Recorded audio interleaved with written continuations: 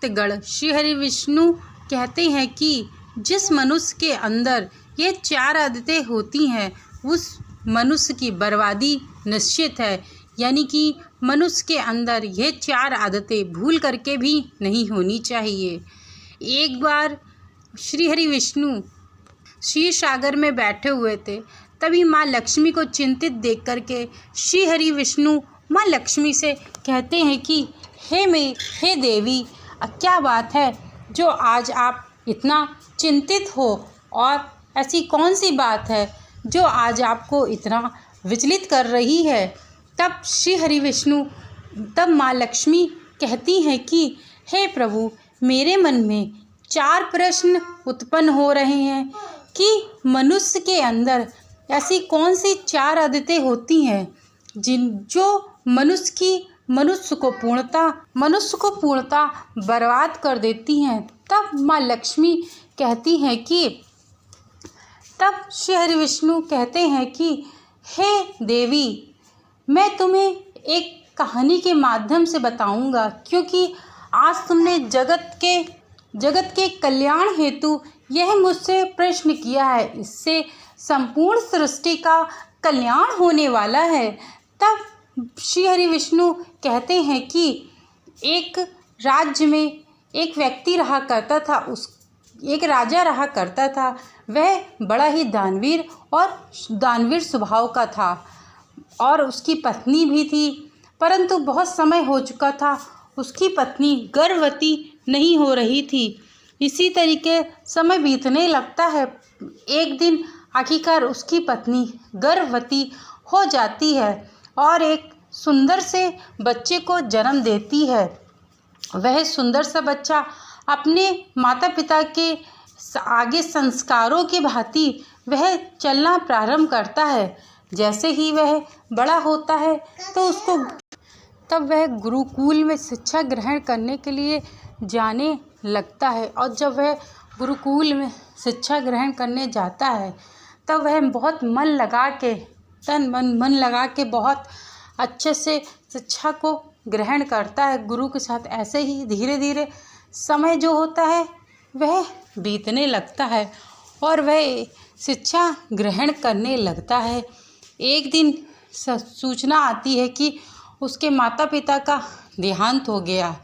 इसी में वह बहुत दुखी हो जाता है और कहता है कि जब मेरे जीवन में कोई है ही नहीं तो जीने का उद्देश्य ही क्या है। तब वह सोचता है कि केवल मैं शिक्षा ग्रहण करके और मैं संसार का भला करने के लिए जीवन में रहूँगा, इसके अलावा मेरा दूसरा कोई भी उद्देश्य नहीं रहेगा। इतना सोच करके वह अपनी शिक्षा को पूर्ण ग्रहण करता है और देखते ही देखते समय बीत जाता है। वो बड़ा हो जाता है, फिर अपनी संपूर्ण शिक्षा को ग्रहण करके वहाँ से वह निकल जाता है। जैसे ही वहाँ से निकलता है तो जंगल में जा कर के कुटिया बना करके रहने लगता है और वह खूब तपस्या करता है। तपस्या करने के बाद धीरे धीरे सभी लोग वहाँ पे उनसे शिक्षा ग्रहण करने के लिए आने लगते हैं, क्योंकि वह बहुत बुज़ुर्ग हो चुके थे और शिक्षा को ग्रहण करने के लिए सभी लोग आने लगते हैं। धीरे धीरे ऐसे ही समय व्यतीत जाता है। एक बार जब उस नगर के राजा को यह पता चलता है कि यहाँ पे कोई महात्मा है, वह बहुत तेजस्वी है, ज्ञानी है, तब वह सोचता है कि उस महात्मा से मिलने के लिए वहाँ का राजा जाता है, क्योंकि थोड़ा वह राजा क्रूर स्वभाव का था, परंतु फिर भी वह जाता है। और जैसे ही वह राजा उस साधु महाराज को देखता है, देखते ही बड़ा मोहित हो जाता है, क्योंकि उनके माथे पे उनके मुख पे एक ऐसा तेज था जिसको देख करके उनको बहुत शांति मिलती है और पॉजिटिविटी की एनर्जी आती है। इसी कारण से उनको प्रणाम करता है राजा और पूछता है कि आपके मुख में इतनी तेज और कैसे है। तभी जो महात्मा होते हैं वह कहते हैं कि यह तेज तो मात्र मेरी तपस्या का है। इतना सुन के राजा कहता है कि मैं इस साधु को अपने नगर में रखूँगा, अपने घर पे रखूँगा। इतना ही कह के राजा साधु से कहता है कि तुम यहाँ से चलो, तुम्हें तो मेरे घर पे ही रहना होगा। यह बात सुन के साधु को थोड़ी अटपटी भी लगती है, परंतु वो रहने के लिए तैयार हो जाता है। और जैसे ही वह रहने के लिए तैयार होता है तो वह वहाँ जाकर के राजा के महल में जाता है और भोजन आदि का प्रबंधक राजा कराते हैं और भोजन ग्रहण करता है। और इसके बाद वह बगीचे में उसकी कुटिया अपने सैनिकों से बोल करके कुटिया खूब सुंदर सी बगीचे में बनवा देता है, जहाँ पे खूब सुंदर सुंदर पेड़ पौधे थे, जहाँ पर खूब सुंदर सुंदर पेड़ पौधे थे और खूब सारे फल बगीचे थे। तभी यह दृश्य देखकर जो साधु महाराज होते वहाँ रहने लगते हैं। ऐसे ही देखते देखते समय व्यतीत होने लगता है। एक दिन राजा को और रानी को कुछ आवश्यक कार्य से बाहर जाना था। तब उसके राज्य में एक मंत्री था, उसको साधु महाराज की सभी बातें मानने के लिए और उसकी सुरक्षा और खान पान का प्रबंधक के लिए साधु महाराज की राजा कह के जाते हैं मंत्री से। और मंत्री सभी कार्य कर ही रहा होता है कि उसकी अचानक से एक दिन तबीयत बहुत ख़राब होती है और वह जाना बंद कर देता है। यह देख कर के साधु महाराज को बहुत क्रोध भी आता है और गुस्सा भी आती है। परंतु जैसे ही राजा आते हैं तो राजा से साधु महाराज कहते हैं, जब तुम्हारी औकात ही नहीं थी तो क्यों मुझे अपने घर पर लेके आए। तब साधु महाराज कहते हैं कि आखिरकार ऐसा क्या हुआ है। तब राजा कहते हैं कि साधु महाराज ऐसा क्या हुआ है जो आप इतना क्रोध कर रहे हैं। तभी साधु जो होते हैं वह कहते हैं कि मैंने इतने दिनों से भोजन नहीं किया और मेरी कोई सेवा करने वाला भी नहीं व्यक्ति था। तभी राजा उस सैनिक को बुलवाता है और कहता है कि तुमने महात्मा की क्यों अच्छे से सेवा नहीं की। तभी वह सैनिक कहता है कि मैं क्या कर सकता था राजा, मेरी तबीयत अचानक से ख़राब हो गई थी, इस कारण से मुझे जाना पड़ा। तभी राजा से क्षमा अर्चना करने के बाद वह साधु फिर वहाँ रहने लगता है। जैसे ही वह साधु फिर वहाँ रहने लगता है, ऐसे ही फिर धीरे धीरे समय व्यतीत होता है। एक दिन फिर राजा को कुछ आवश्यक काम से बाहर जाना था, परंतु इस बार वह अपनी रानी से कह के गया था कि साधु महाराज को भोजन आदि का प्रबंधक तुम्हारा काम है और साधु महाराज को किसी प्रकार की कोई कमी नहीं होनी चाहिए। तब रानी कहती है कि हे प्राणनाथ, आप कदा भी चिंता ना करें, मैं साधु महाराज का संपूर्ण रूप से अच्छे से ध्यान रखूँगी। इतना कह के राजा चले जाते हैं अपने काम से बाहर। जैसे ही समय बीतता है तो रानी समय से ही पूर्व भोजन बना करके खूब सुंदर सुंदर पकवान साधु महाराज को भिजवा दिया करती थी। ऐसे समय बीतता है। एक दिन रानी साधु महाराज को भोजन भिजवाना भूल जाती है और रानी नहाने के लिए चली जाती है। जब रानी नहा रही होती है तो भोजन साधु महाराज को नहीं मिल पाता है। तो साधु महाराज सोचते हैं कि आज क्या हुआ, भोजन क्यों नहीं आया, चलो मैं ही देखता हूँ। इतना कह के साधु महाराज महल में देखने चले जाते हैं और जैसे ही अंदर महल में प्रवेश करते हैं तो रानी को देख कर के बड़े मोहित हो जाते हैं और उनकी खूबसूरती को देखकर बड़े आश्चर्यचकित रह जाते हैं। उनके लंबे लंबे केशों को देखकर बहुत चौंक जाते और मोहित हो जाते हैं। इतना करके साधु महाराज अपनी कुटिया में लौट आते हैं। जैसे ही साधु महाराज कुटिया में लौट आते हैं तो उस दृश्य को साधु महाराज भूल ही नहीं पा रहे होते हैं। इस कारण से जो साधु महाराज होते हैं धीरे धीरे भोजन आदि भी त्याग देते हैं और इससे बहुत कमज़ोर हो जाते हैं। जब राजा लौट करके आते हैं तो साधु महाराज से मिलते हैं, कहते हैं कि क्या बात है गुरुजी, आपको क्या भोजन सामग्री नहीं मिली जिस कारण से आप इतने दुबले हो गए हो। तब साधु महाराज राजा से कहते हैं कि नहीं, ऐसी कोई बात नहीं है, मुझे सभी प्रकार के प्रबंधक सब कुछ मिला है, परंतु मैं तुम्हारी रानी को देखकर बड़ा मोहित हो गया हूँ।